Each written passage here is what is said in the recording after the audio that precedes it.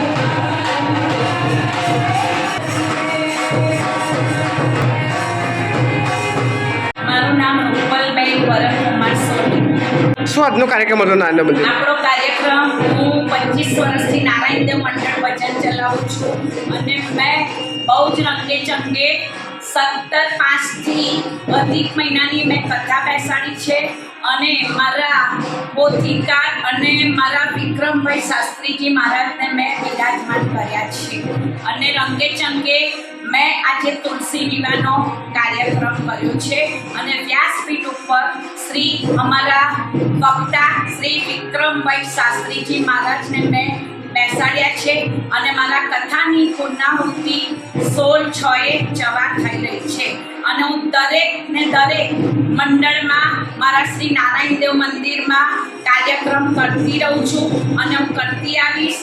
શ્રાવણ સુદ પવિત્ર 11 હું દર વર્ષે મારા મંડળનો અને મારા નારાયણદેવ મંડળનો હિંડોળો કરવા જઈ રહી છું અને આવા નવા કાર્યક્રમ હું કરતી આવી છું અને કરાવતી રહીશ.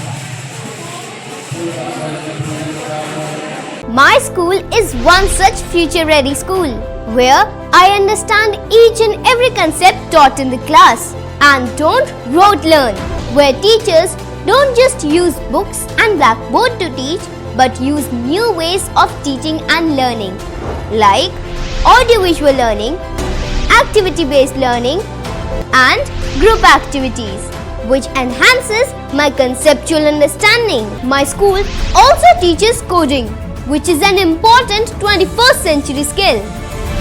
Not just that, I get an opportunity to showcase my skill on a national platform. And with all this, I acquire important skills that make me future ready and confident. Would you also like to know where is my future ready school? Visit now and see for yourself.